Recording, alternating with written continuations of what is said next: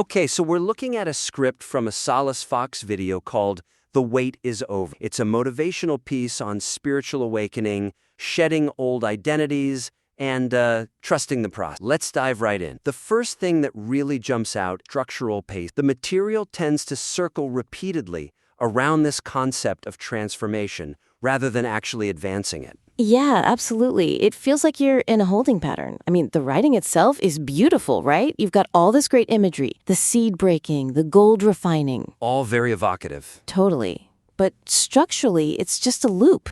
You see the shedding of skin metaphor at the start, then it comes back in the middle, and then you see it again near the end. And that creates this hypnotic, mantra-like effect, which I get. It works for a meditation, for sure. But for a script that's called The Wait is Over, it ironically makes you feel like like you're still waiting. Right, because the stakes never really escalate. We just keep revisiting this idea of pain as preparation in slightly different ways. It feels static. Exactly. The listener is being told they're moving forward, but the narrative map is just a circle. It's a really common trap in this genre, you know? You want to reinforce a theme, so you repeat it. But that's not what drives a story. No, a narrative needs a different kind of engine. The listener is thinking, okay, the seed broke, I get it, what happens after the break? But then the script just pivots back to the gold refining, which is basically the same metaphor for the same stage of the journey. So to break that loop, we need to impose some kind of a linear timeline on these abstract ideas, maybe a classic hero's journey. A journey that moves physically, not just conceptually. My suggestion is to literally take those metaphors that are scattered throughout and sort them chronologically. So we're physically moving paragraphs around. We are. We're telling a story of evolution. For example, you could group all that destruction and creation imagery right at the beginning. Put the seed breaking in the soil and the gold in the fire in the first section. Yes, put those in paragraph 1. That establishes the catalyst. It tells the listener, this is why you're hurting right now. You clear the runway, you validate the suffering immediately, and then, and this is the key part, you move on from it. That's a much stronger opening hook. It says, I see you're in the fire. But then, we have to go somewhere with that. Exactly. So once we've established that catalyst, we move all the social friction stuff, the friends falling away, relationships feeling optional, we move that to the middle. That becomes the conflict. Which mirrors the actual experience, doesn't it? First, the change happens inside you, and then you start clashing with your environment. And that separation is so vital for the pacing. If you mix the internal pain with the external conflict all the way through, the whole piece just feels messy. A bit chaotic. But if you separate them, it feels like a genuine progression.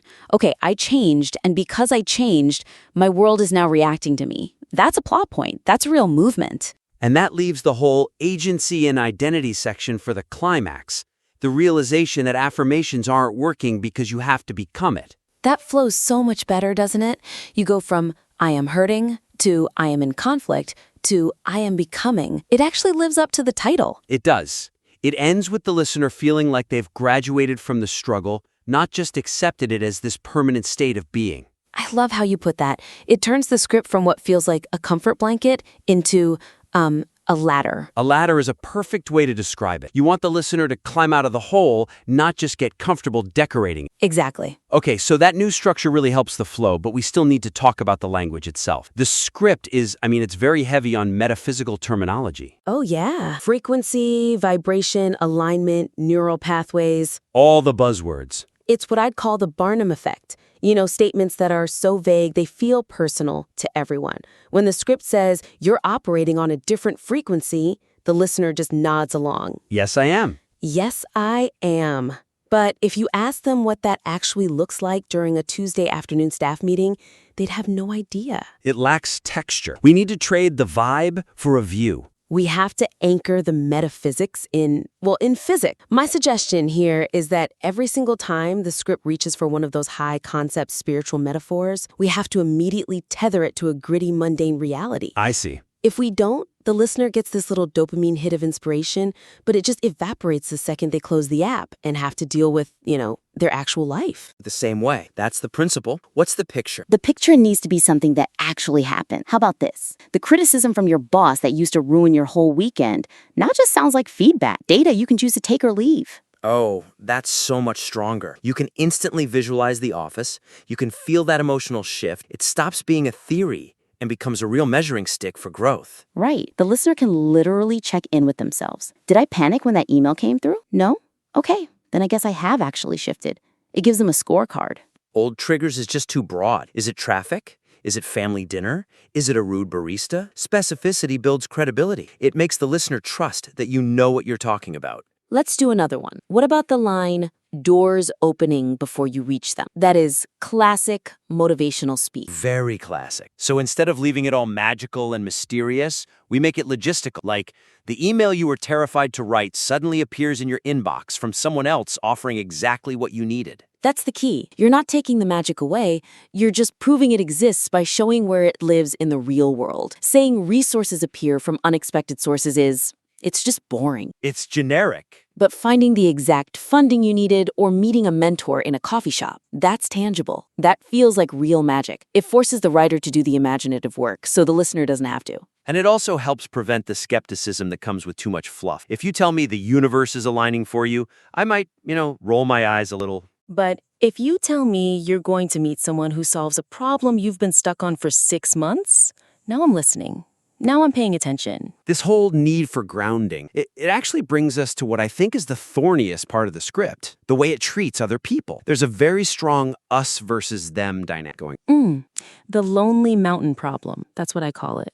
The script frames the listener's growth as something that exposes the, quote, stagnation of everyone else. Right. Friends are asleep, family is chaotic, and the listener is suddenly the only enlightened person in the room. Your growth highlights their stagnation. That's a direct quote. It's meant to be empowering, but it just comes across as, defensive. Or worse, spiritually arrogant. And look, I get the intent. The writer is trying to validate the listener's experience of feeling alienated. Sure, but if I start to believe that everyone around me is stagnant just because they're not on my exact path, I'm severing connection. I'm losing empathy. And honestly, isolation isn't a great outcome for a piece of motivational writing. So the friction is real. We can't deny that. How do we explain it without making the listener sound like a narcissist? I think we have to shift the focus from morality to mechanics. You mentioned a dance metaphor before. Exactly. The script currently treats the friction as a judgment. I am high vibe, you are low vibe. That's a hierarchy. It's judgmental. Instead, try framing it like this. When you change your steps in a dance, it naturally confuses the partner who's still doing the old routine. That's so much better because it removes the blame. The partner isn't bad or stagnant. They're just confused. They don't know the new moves. Right. It frames the conflict as a translation error, not a war. It acknowledges that the dynamic is breaking, but it doesn't demonize the other person for it. The listener can still hold their boundary without closing off their heart. It also softens that bit of paranoia in the script. The part that suggests friends want you to stay small. That's such a common trope. They're haters. Crabs in a bucket. When in reality, most of the time, people just miss the version of you they knew and loved. They're grieving, not attacking. Acknowledging that requires a much higher level of maturity than just writing them off. So maybe reframe it as their grief. They miss the old you, not they hate the new you. That allows for compassion. Which is actually the sign of that higher frequency the script is trying so hard to talk about. If you're truly highly evolved, you shouldn't be judging everyone else as stagnant. You should be able to understand why they're struggling with your change. We absolutely need that maturity for our final point, which is all about the promise of ease. The script says that in this new season, things become suspiciously easy, and you won't have to chase anymore. And that sounds wonderful, doesn't it? But it sets a very dangerous trap. Passivity. Total passivity. The belief that if it's meant for me, I shouldn't have to try. That's the death knell of actual progress. Because if the listener then encounters real, unavoidable hard work, which they will because it's life, they'll think they've failed. Or that they've fallen out of alignment. Oh, this is difficult, so it must not be meant for me. And that's just a recipe for paralysis. So we need to clarify the distinction. Flow doesn't mean no effort. It's the difference between effortless action and just inaction. I mean, flow states are incredibly active. A surgeon in a flow state is working intensely. A writer in flow is typing furiously. They are not napping. Right. So we need to tweak that promise. I like the idea of saying you won't have to chase, but you will have to catch. Oh, I like that distinction a lot. Chasing implies desperation, like the thing is running away from you. Catching implies readiness. It means you have to be awake with your hands up and your eyes open. And when the script talks about supernatural momentum, we need to add the caveat that you can't steer a parked car. The wind might be at your back, but you still have to be in motion. Yes. And there's that line about not manipulating circumstances.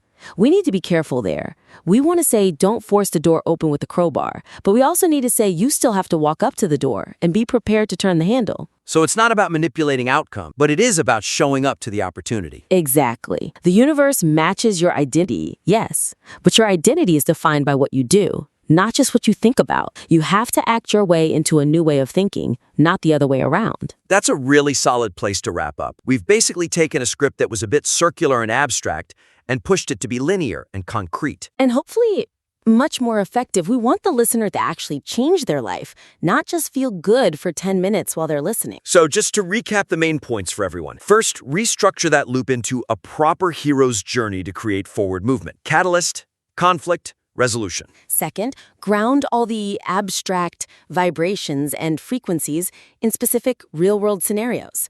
What does this look like in your office or with your family? Kill the Barnum effect. Then reframe the social friction. It's not awakened you versus stagnant them. It's a change in the dance steps. It's a choreography issue, not a moral one. And finally, redefine ease to mean active participation. Chasing is over, yes, but catching has just begun. It's a complete overhaul of the engine, really, even if the paint job, that beautiful poetic imagery, stays pretty much the same. That's a great way to put it. So for the listener, here's an action item. Take the paragraph about old triggers not activating you anymore and rewrite it using 0 spiritual words. No frequencies, no alignment, no vibrations. Just give us the raw physical reality of that change. Submit that back to us. We'd love to see if you can make us feel the shift without ever telling us about the vibe. Keep writing. We'll see you in the next critique.